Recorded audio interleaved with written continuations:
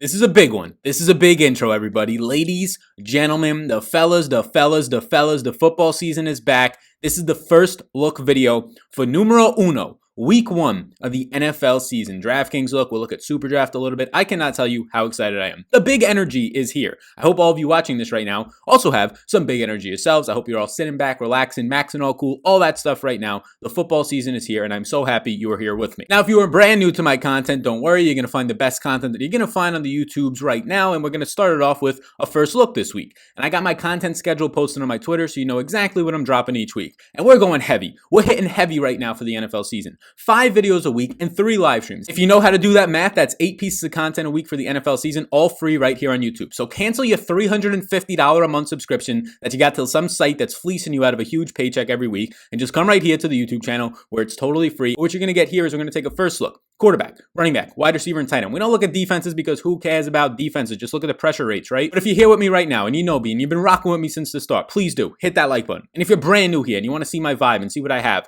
I do a lot of deep dives into fantasy sports, mainly golf, NFL, the heavy hitter, the big whale right now that's back, and the NBA season. Sometimes people tell me that I talk fast. You can slow down the video in the bottom right-hand corner if you need to. I just am very excited about what I'm doing, and I got a lot to say. I've already researched this slate a decent amount, and it's only Sunday. So I will call out a disclaimer. I'm recording this video on Sunday to release on Monday morning. So if any of the crazy cuts or anything major happens on Sunday, a player is signed that I don't actually speak on, or if it's like groundbreaking news, like when, not really groundbreaking, but Adrian Peterson gets cut, makes Antonio Gibson look like a much better play this week, something like that. If I don't hit on it, that's why. Don't worry. This is just the first video of the week. We're going to have showdown content. We're going to have showdown live streams here on YouTube. We're going to have a Sunday morning live stream, right? We're going to have a final look on Friday. We're going to have that one dude videos coming back potentially on Saturday. So I'm very excited for you all to be here. Please do, please do. This channel was only 4,000 subscribers last year at this exact date. We're over 25,000 subscribers, and that's because of all of you. I'm about to get into this video, but please do hit that subscribe button and the like button, and let's just try and grow this channel to the biggest thing we possibly can. You are the best community out there, and I'm extremely excited. Let's start it off looking at the quarterback position right now on the first look. Damn, this feels good. Starting out on the quarterbacks right now, I'm going to say that the quarterbacks are going to be sponsored by Super Draft. And if you're not familiar with Super Draft, this is a site that a lot of us in the industry and a lot of us just in our community have been making a lot of money on during the NBA season. It's a multiplier format, no salary caps. I got the Super Draft multipliers on the screen, meaning that if somebody has a 1.4x multiplier, it means that they get 40% more points overall. So some really good value plays. I'll be having projections on my Patreon for that, as well as a bunch of other content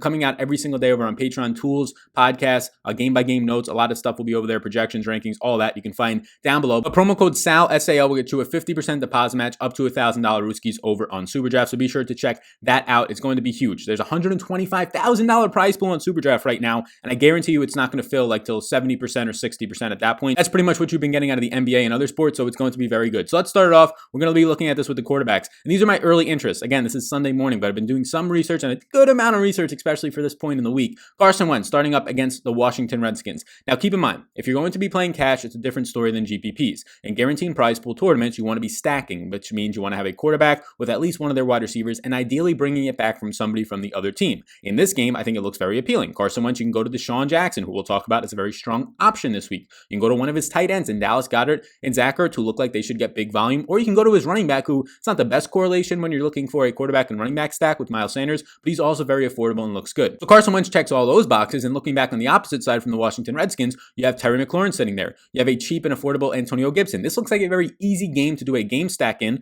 and then you look at it, and the Philadelphia Eagles have a 24.5 overall team total right now. They're 6-point favorites, which becomes a little bit concerning because maybe they don't throw as much, and then that's when Miles Sanders can really get going, but it looks good. They're going to have the number 4 pass blocking advantage coming into this week as 6-point favorites. The cover boy of this video, and man, that thumbnail looks good, doesn't it? Cam Newton against Miami. This looks great. Now they're 6.5-point favorites too, so again, do they get the running game going a little bit? But who's going to run? Damian Harris has a thumb injury, and he's probably not going to play week 1. Sony Michel looks terrible. James White is not a runner in between the tackles, right? Rex Burkhead, same exact thing you can say about James White. Those guys are going to be more active in the passing game for this offense. And now you have Cam Newton coming in with the 3rd best run blocking advantage according to Pro Football Focus this week. Miami was dead last in coverage last year, and they didn't really do much to improve upon that. Yes, they'll get Xavier Howard back, who they shut down towards the end of last year, but they didn't do much in the draft to really make their secondary look fantastic, right? They obviously drafted Tua. They drafted an offensive line help. They drafted some defensive help, but overall, Cam Newton's going to look very good at just $6,100. And oh yeah, he has mobility coming into this week as a 24.75 team implied total. Miami, one of the worst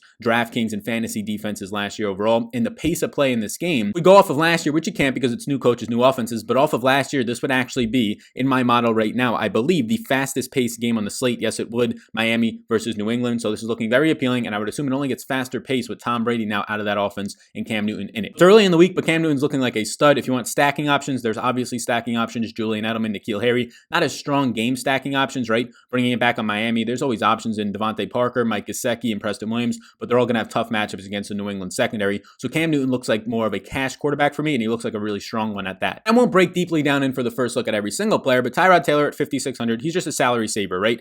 There's a lot of places to stack here against the Bengals defense that was atrocious last year, really hurting in the secondary. They added some pieces, Mackenzie Alexander being the notable piece that the Cincinnati Bengals added in the slot from Minnesota Vikings, so that's a big piece. The mobility for Tyrod Taylor at his price point is what I like. If you can snag 40 to 50 rushing yards on the ground, 5 to 6 fantasy points just from your legs in the below $6,000 range, it's going to look appealing. Tyrod Taylor has been a top 5 quarterback over his past 8 NFL starts for fantasy purposes. A lot of that is because of the mobility, but he's also an efficient passer, and it's not like he doesn't have any weapons out there. Sure, Mike Williams is hurt, but Keenan Allen, Austin Eckler, and Hunter Henry are going to be enough for Tyrod Taylor to look pretty good at a $5,600 price tag with a 23.75 team implied total, and he's actually going to be just a slight favorite here, which makes it look more appealing for potential shootouts here against the Bengals. Now we get to more expensive players, and the guy who I like the most, that's the most expensive price tag, is Matt Ryan. Why? It's just so easy to stack this team week in and week out. Hayden Hurst, the new tight end from the Baltimore Ravens, is going to be a fantastic option all year long, I think, in this offense, and he's cheap this week. Calvin Ridley and Julio Jones are your obvious stacking options up top. Heck, you can go to Russell Gage in the slot if you really wanted to. I don't think you're getting much upside there, but $6,700, he has a 30% offensive line versus defensive line advantage against Seattle. Again, Seattle is going to lose a lot of their defensive line, most notably Jajaby and Cloudy, especially for the run blocking as well. There's clear stacking options at $6,700, implied for about a 24 overall team total, and they're actually underdogs in this one against Seattle, so you're going to get Matt Ryan as an underdog with a nice total. That looks good. Philip Rivers is sneaky this week. He was a maybe to start my interest, but now he's a yes. Number 1 pass blocking advantage on the week behind that great Colts offensive line, but it's tougher to stack Philip Rivers. So although he's going up against a bottom 5 Jacksonville defense as it appears on paper, and even from last year, their secondary is atrocious. They're trading everybody away. Philip Rivers at $6,000, he doesn't provide you that mobility, which makes it a little bit more scary, especially when Carson Wentz and Cam Newton are in similar price ranges with clear stacking options and at least some mobility. Philip Rivers has none of that. Yes, Philip Rivers has Michael Pittman out there. He has Jack Doyle. He has T.Y. Hilton, and he has Paris Campbell in the slot.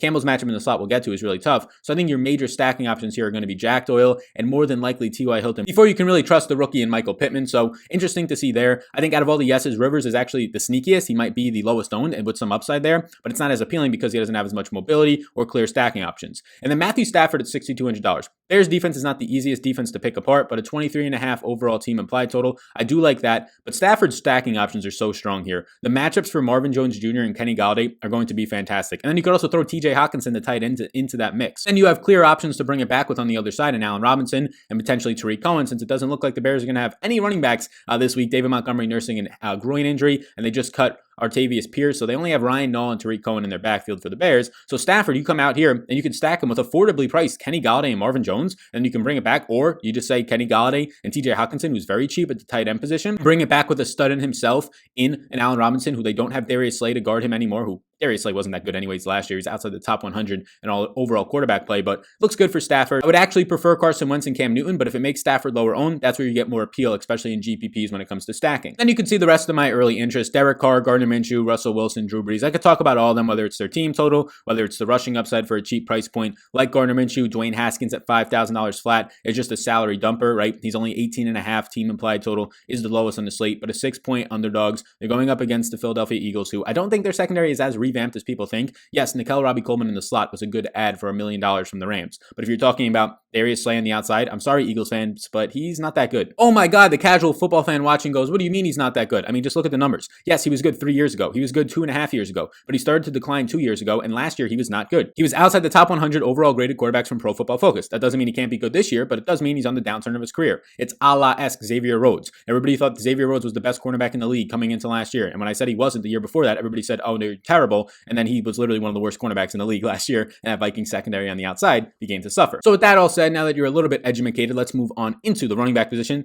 the big one, right? The juiciest one, the running back position, which we love every single week, week in and week out. And I will say that the running backs this week are brought to you by Monkey Knife Fight. If you're not familiar with Monkey Knife Fight, it's a prop betting site for fantasy purposes. And I'm going to give you potentially this video only the best offer. I'm not even kidding. So I'm going to be giving away so much stuff because the season's coming to an end. So if you're watching this and you haven't drafted for your fantasy football draft yet, I'm going to be giving away my draft guide. And I'm going to be giving away my NFL DFS course, which is a $90 value. The draft guide is a $30 value. So all that, I'm giving it away if you sign up for Monkey Knife Fight. Minimum deposit is only $10. So when you deposit over there using the promo code SALNFL, that is SALNFL, all one word, they'll give you $5 free and they'll give you another free ticket to enter. So you get a couple of free things right there, but then I'll send you an email once it triggers. I'll send you my NFL DFS course, and then I'll also send you my Supreme Draft Guide for the draft kit, rankings, all that for your draft, your season-long draft if you have not yet drafted already. Once you spend $2 of non-promotional balance, so you have to play that $5 free they give you, and then 2 more, it'll trigger an email to say, send them the draft guide, send them the free NFL course. So starting with the running backs, look, Christian McCaffrey's a yes, right? He's $10,000. If you could build a lineup to get Christian McCaffrey in there, you have affordable low 6K options in the quarterback range, and even in the 5K range that we just went over, that look really good.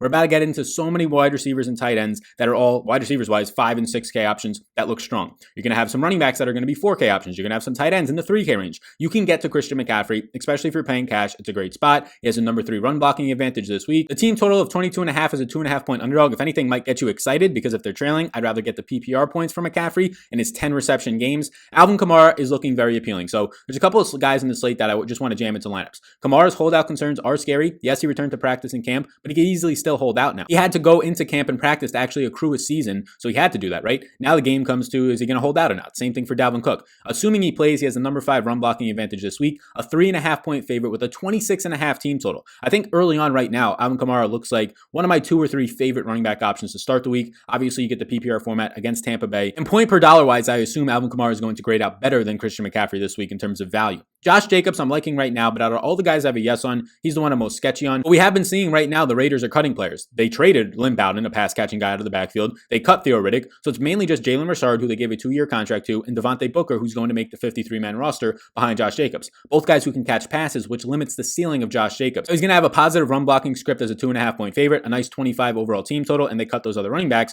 So at $6,800, he's in play for me, but he's probably going to move towards a maybe towards the end of the week, unless he keeps low ownership, because for just $400 more, I can go to Kamara, or for $500 less, I can go to my next guy on the slate who's maybe second behind Kamara, maybe third behind McCaffrey as favorite options this week, and it's Miles Sanders. He very well is up there with right now Kamara and Sanders looking like my 2 favorite options. Number 2, run blocking advantage. They only have 3 running backs. They only kept Boston Scott and Corey Clement. They didn't sign a Devontae Parker. They didn't sign a veteran. So only keeping 3 running backs when Miles Sanders is nursing a quote-unquote mild hamstring injury, it seems like he's fine. He's good to go. He's been shadow practicing in practice, and normally you don't do that if you are actually injured. All indications say that Miles Sanders is fine for week 1. He's a 6-point favorite with a 24.5 team total. That's perfect game script, and he has a number 2 run blocking advantage this week against Washington. Washington's defensive line is very good, but a little bit shakier when it comes to run blocking, especially behind the Eagles offensive line that is banged up but still going to be okay. And your big upside for Miles Sanders comes from the receiving game. It's a nice price point at $6,300. I like it a lot. Here's the guy who's currently a yes that maybe he has to become a maybe, but the price point of $4,000, it's the minimum price this week, which is normally different than the $3,000 minimum price.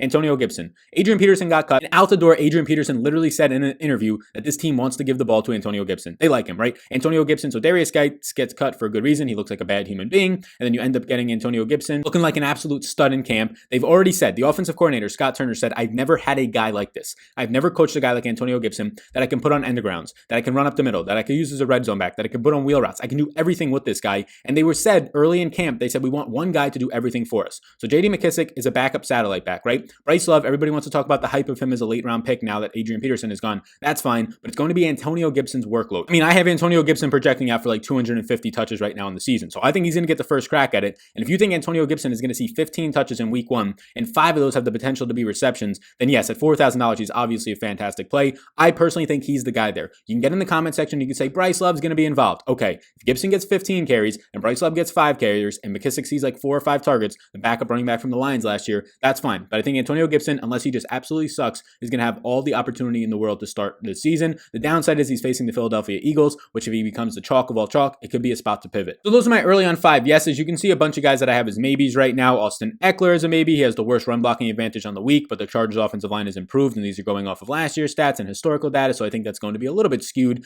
Dalvin Cook, holdout concerns. He's likely a lower ownership pivot. He's just so expensive. It's hard for me to like Dalvin Cook when Alvin Kamara is $700 less, when Miles Sanders is like $1,600 less, right? Then you can go on and you can go down, and Raheem Mostert's a 7-point favorite, and it's important to call out that Mark Ingram is an 8-point favorite. Biggest spread on the slate, which is appealing for touchdowns. J.K. Dobbins is lurking. Gus Edwards is lurking. Obviously, Lamar Jackson is also lurking to steal those touchdowns. And Mark Ingram, for the most part, is not going to be as involved in the passing game, especially with Dobbins there. And then I'll call out that Marlon Mack towards the bottom of the screen. Number one run blocking advantage this week. He's $400 cheaper than the rookie Jonathan Taylor in the backfield. I like Taylor overall for the season more in terms of an overall rank. Supreme Draft Guide, again, you can get that if you sign up a minimum deposit at Monkey Knife Fight. He's a top 20 running back for me, Jonathan Taylor, but he's $400 more expensive. And to start the year off, Marlon Mack is going to be the 1A at least, or even the 1B, and be there for $400 less. So I do like Marlon Mack. It's going to come down to who gets the goal line carries. He's not a must play for me. He's just $5,300, but at 7.5 overall team spread, the 26.25 team total, it does look good in a situation where the running backs are going to get the work. So I think Jonathan Taylor and Marlon Mack are probably both going to each see double-digit touches in this game. It comes down to who gets the touchdowns. I'd rather bet on the cheaper veteran and Marlon Mack for this specific week. You can see some of my other interests if you're watching on the video. If not on the podcast, Joe Mixon, Chris Carson, Todd Gurley, James White, those types of guys are going to be on my interest list. And then going down for the really, really cheap options, Tariq Cohen, Chris Thompson, and Devine Ezigbo. I'm probably not touching these guys yet. Tariq Cohen does look appealing. I mean, if he's going to see like 6 to 7 targets and 6 to 7 carries because there's no David Montgomery and it's just Ryan Nall back there, I think you could see Cohen seeing 15 touches below $5,000 is appealing. Chris Thompson, there's no more Leonard Fournette.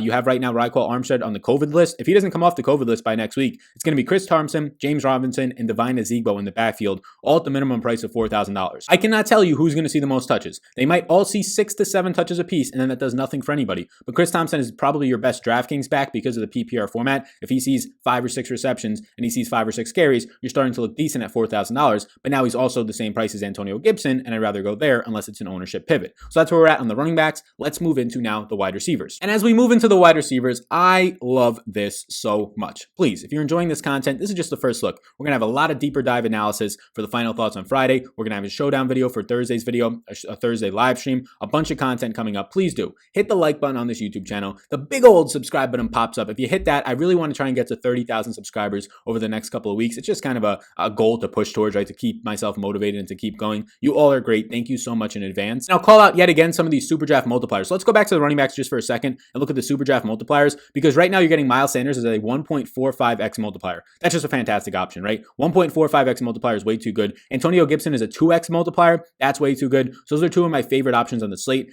Eckler's at a 1.4x multiplier. So by far, like some of the best plays in the slate over there are Miles Sanders as a 1.45x multiplier. I mean, Kamara is a 1.25x, but what that means is that Miles Sanders as a 1.45x multiplier gets 45% more points. So Sanders has a very good week and scores 20 fantasy points out there, right? If he has 20 fantasy points, he's going to get what? An extra 9 points after that. So that's a huge bonus compared to some other guys who aren't going to get any. So if you're playing on Superdraft, again, promo code SAL, S-A-L, go sign up over there. Go get yourself some Miles Sanders. And the guys at the wide receiver position that are going to pop off are some guys towards the top of my yes list at wide receiver. Now, wide receiver, there's so many good options every single week. So you can see my early interests are going to be humongous until we get some more news. It's like 35 wide receivers, but my yeses, I'll focus on my yeses right now. There's about 10 yeses to start off. And some of the yeses to start, it's no ranking order right now. It's just kind of filtering it, I think, like alphabetically or maybe by price point. But Tyler Lockett at the top against Atlanta. Atlanta was one of the worst slot cornerback teams last year. He's going to probably go up against Denard in the slot. He was a primary slot cornerback over 60% of the time. I think over 70% of the time last year. So it's a strong matchup for Lockett, who's below $7,000. This 6K and 5K range is where I'm probably going to be living this week. And you can see all of my yeses are pretty much in that range outside of one guy. And then another guy's below 5K, who I think is the best play on the entire slate potentially this week in Deshaun Jackson, but we'll get there in a second.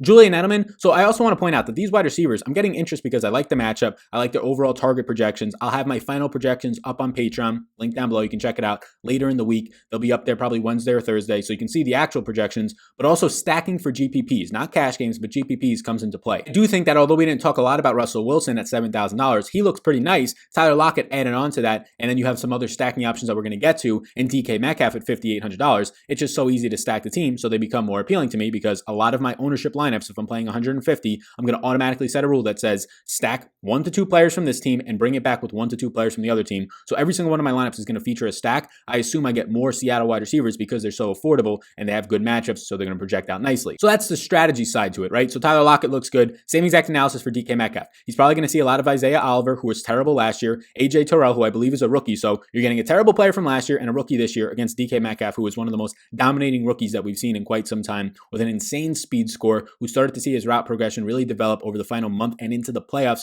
especially in that game against the Packers last year. He's an absolute stud and he's only $5,800. You want to play him as a one-off in cash, that's fine. I think with Josh Gordon being signed, you could probably project DK Metcalf for a 6 to 8 target share. I think you could project Tyler Lockett for right around 8 as well. So it does become a little bit more tight with Josh Gordon being there, probably seeing 3 targets himself now. I do think there's still fine options at their price points. Julian Edelman at $6,000 flat. I like Cam Newton. He might be my favorite cash quarterback as of right now early in the week. I'm also going to be fine trying to get him into tournament lineups. And Julian Edelman is the number one stacking option. It's going to be a fantastic matchup in the slot against Miami. One of the most poorest secondaries, the dead last coverage secondary last year in the league was Miami. I think it's going to be a very strong spot for Julian Edelman. It's also worth pointing out for Cam Newton and Edelman and just whoever's on this New England team, Miami was also dead last in pressure rate last year, and they haven't done much to increase the defensive line pressure rate, while the Patriots still have a fine offensive line. So I do think that that's another thing to at least point out. The pressure rate for Miami was absolutely atrocious last year, and they were dead last in overall secondary coverage. Next up is going to be Emmanuel Sanders. Look, I think the price point's fair. I think there's some other guys below Emmanuel Sanders that I like a lot more who are number one wide receivers on their team, or at least profile out as a top red zone threat, whereas Emmanuel Sanders is firmly behind Michael Thomas and probably Alvin Kamara and maybe even Jared Cook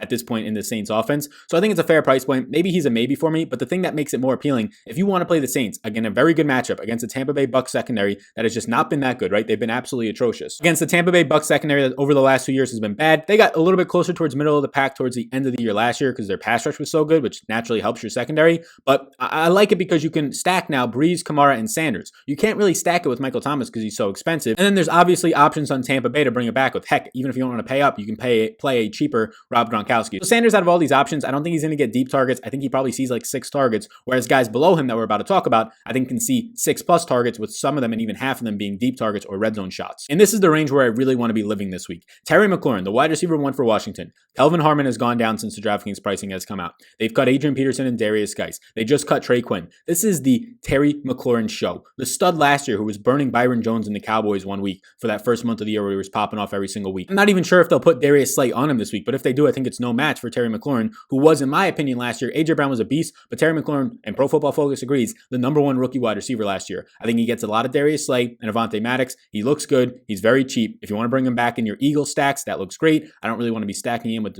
Dwayne Haskins all that much. He's a one-off option for sure. He's a fantastic cash option. He's a number one wide receiver in an offense that is going to be trailing, in Vegas says, by 6 points, 6-point underdogs. So I think Dwayne Haskins is going to have to throw 35+ times. Marvin Jones Jr. and both of these guys right now from the Detroit Lions look good. This is why I think that Matthew Stafford is firmly in play. Marvin Jones Jr. is 5,500. He lined up 41% of the time on the right side last year. It's a strong option this week. I think he's probably going to go up against some unproven rookies or second-year undrafted free agents in the Chicago secondary that's really taken a hit since their peak 2 years ago. He looks good. Strong red zone option, just 5,500. And then his teammate Kenny Golladay at 6,200 looks good. Probably going to get Kyle Fuller, who honestly has just been kind of a bust since he kind of broke out in the NFL. It's a strong option for Golladay at $6,200. Point per dollar wise, Marvin Jones might actually look better. But let's get into potentially the best play on the entire slate, at least at the wide receiver position, point per dollar wise. Deshaun Jackson, yes, the ageless wonder, the speedster himself, going into 30 years plus of age right now, $4,900, and everything has broke right, no pun intended, for Deshaun Jackson since these DraftKings salaries came out.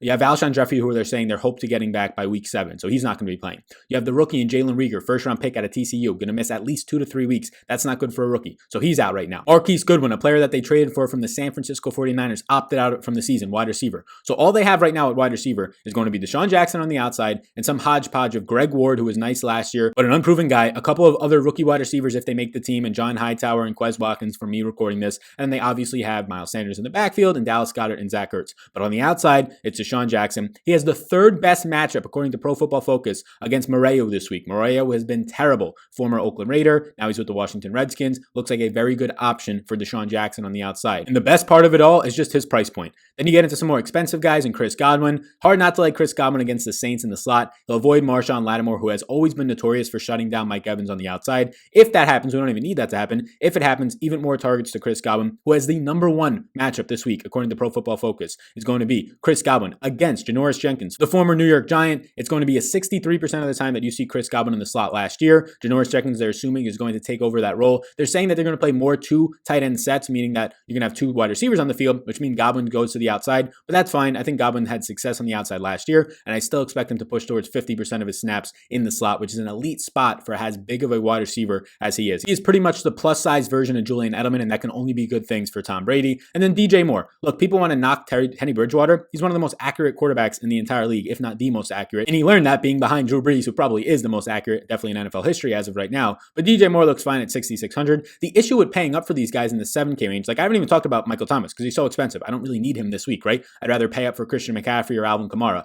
I don't really talk about these guys on the slate because it's week 1. Everybody's underpriced because these salaries came out a month ago. So it's really hard for me to want to get up to, I mean, Chris Godwin looks fine at 7,100, but like a $9,000 Michael Thomas when I have so many strong options. Terry McLaurin, a stud wide receiver 1 in his offense, right? You have Kenny Golladay, a top 6 receiver for me this entire year and season long, and $6,200. You even have Chris Godwin, who was a top 2 wide receiver in fantasy last year, only behind Michael Thomas at 7,100. So it's really hard for me to want to prioritize a wide receiver. It always was last year, and Michael Thomas, I'm just not going to be doing that at $9,000. He's not firmly out of play because the matchup against Tampa Bay is just oh so good, and he could easily score 30 points, but I'd rather just be prioritizing guys like Christian McCaffrey at the running back position. You can see some of my maybes. Again, the wide receiver list is so long. I think that's all that we'll talk about right now. Keenan Allen should see Mackenzie Alexander, the new Cincinnati Bengal, in the slot. Keenan Allen, 6,400. That's another stud who just got an extension. Tougher matchup against Alexander, but he can obviously win that. One of the best wide receivers and route runners in the entire league. I'll call out that Paris Campbell, who had a fantastic camp, second-year player out of Ohio State, the slot receiver. The plus size, he's pretty much what you're getting at a Chris Godwin, but in Indianapolis for a guy in Phillip Rivers. Tougher matchup, though, against DJ Hayden in the slot. I believe for the Jacksonville Jaguars, he was their best cornerback by far last year and one of the best players on that entire defense and one of the best slot cornerbacks in the league. So for a guy in Paris Campbell, might be tough as a second-year player, not much chemistry to break out right away, but he is appealing if you do want to play Phillip Rivers stacks, trying to get to a cheap Paris Campbell. Maybe you even load up with a cheap Jack Doyle, and he's going to be cheap, and he's going to be probably lower owned that stack overall with a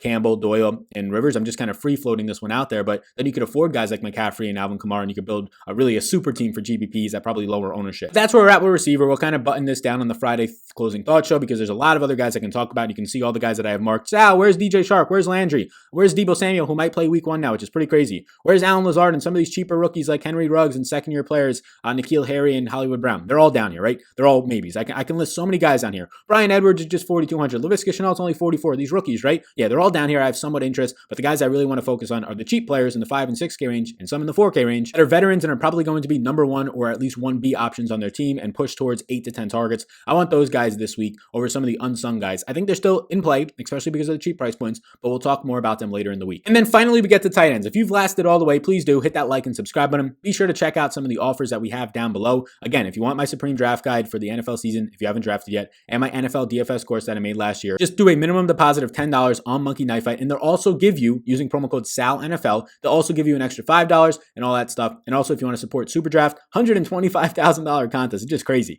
$15,000 to first. It's probably going to come nowhere near filling. I got projections over on Patreon. Will be out later this week. You can check all that out. Go have some fun over there. We'll call out some of the wide receivers. We'll go for a second real quickly on Super Draft that look good. Edelman has a 1.65x multiplier. Marvin Jones has a 1.8x multiplier. Guys like Terry McLaurin have a 1.55x multiplier. Deshaun Jackson might be my favorite over there, a 1.7x multiplier. A lot of these guys look really good. There's so many strong options. Keenan Allen with a 1.55x multiplier. DJ Shark a 1.65x. Those are the type of guys that I'm going to be looking at early in the week before I do my projections. And then finally, here we go, the tight ends. So there's going to be some tight ends that have really good spots in terms of their price point, maybe target shares, but just tough matchups. We'll talk about some of them. But the guys that I'm looking at this week, I got 4 guys starred here. Zach Ertz. There's just no weapons. We talked about it. Yes, I like Deshaun Jackson, his teammate on the outside a lot, but Zach Ertz is probably going to lead this team in targets. I assume he pushes towards 10 plus targets, and he's 5,800. So he is somewhat pricey, but he's nowhere near expensive enough. Based on this week, like he should probably be priced at 65 to 6,800 if they did the pricing this week before all the Eagles injuries. So he looks good. Tougher matchup against Collins in the secondary, but it shouldn't be too bad, especially since Collins usually floats a little bit deeper. So shorter passing from 0 to 10 yards should be fine for Ertz. The new addition in Hayden Hurst, strong matchup versus KJ Wright in Seattle this week for Hayden Hurst's skill set and athleticism.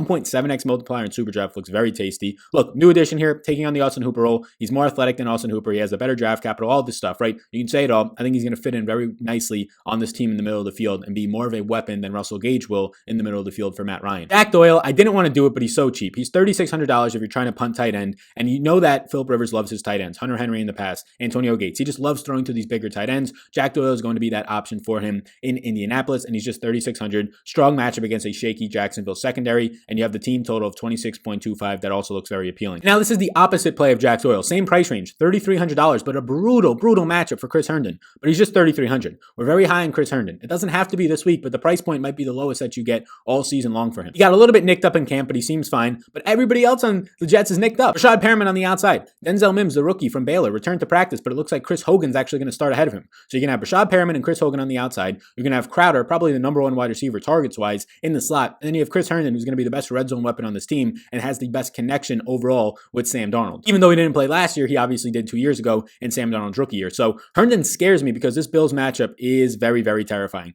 It is not one that I want to be messing with. I think it's Joyer out there, their safety, that will usually cover and take the tight ends. But again, he's just so cheap. So I think those are some of your cheaper options. Hayden Hurst, Jack Doyle, and Chris Herndon. Zach Ertz will be the guy that I'm quote-unquote paying up for, even though he's only in the 5K range. And then some other options. Mike Gesicki's $4,500. It's just a really bad matchup against the former Los Angeles Chargers safety who missed a lot of last year in Adrian Phillips. But it is a fair price point. And if for some reason you want to pay up for tight end this week, I don't think you have to, but George Kittle, Mark Andrews, they're the only guys above $6,000. Kittle is $7,200. They're guys that you could always play. But I don't see the reason to be doing that when Zach Ertz this week is going to profile out as just as good of a play and is cheaper than both of them if you're looking to pay up. So I'll probably by the end of the week have not much interest in Kittle or Mark Andrews. Both of their teams are also 7-point favorites for Kittle in San Fran and 8-point favorites for Mark Andrews in Baltimore. Don't expect them to have to be throwing as much. 6-point favorites for Ertz, so it's a little bit better. Nothing crazy, but I also do like the fact that you're just having no other target share competition for the most part for Ertz, especially when you get to the red zone. That's where I'm at right now. Some other cheaper options. TJ Hawkinson comes into a lot of stack options. He'll probably get Roquan Smith from the Bears. It's definitely a winnable matchup for TJ Hawkinson, second-year stud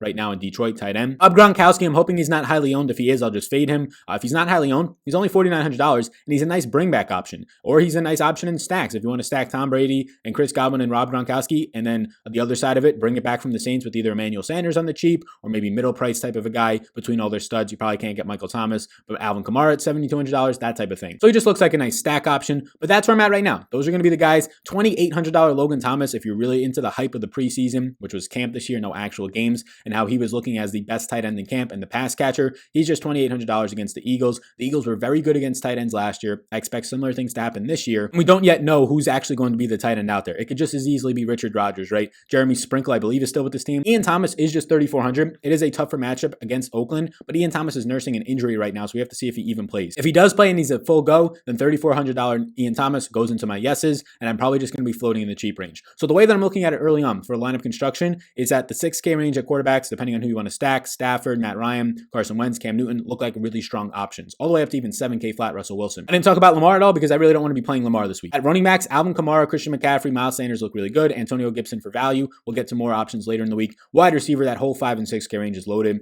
$4,900 Deshaun Jackson as well. And you can see right here, if you're paying up a tight end, Zach Ertz, otherwise this 3 and 4K range of Jack Doyle, Herndon, and Hayden Hurst looks like a nice sweet spot. So that's where I'm at right now. This was a nice little long video to start the season off. If you made it all the way through the video, let me know in the comment section down below that you made it all the way through. Please do before you go. Like button, big old subscribe button. Check out Patreon where we're going to have stuff releasing every single day. Tools, projections, rankings for GPP and cash, a closing thoughts podcast on the weekend, showdown tiers, showdown projections, all this type of stuff is going to be there on Patreon, linked down below. And also, if you want to support one of the sponsors of the show today, either SuperDraft, 50% deposit match up to $1,000 Rooskies using the promo code SAL, or if you want to support Monkey Knife Fight and get all my course for DFS, my draft guide for this season, for the season-long stuff and your drafts, promo code SALNFL, that is SALNFL, get you all that stuff, plus $5 free and a free ticket on Monkey Knife Fight if you want to support them over there. Follow me on Twitter at Sal Vetri DFS for my schedule for the rest of the week. And if you have any questions, you can reach out over there or in the comment section. And if you leave a nasty comment, you're just going to get banned for life. Shout out Pat Mayo from my comment section because I don't need none of your negativity. You can wipe the Cheetos off your chest before you go if you leave that nasty comment. All right, but thank you for real, everybody. I'm so happy that this season is back. This is just video 1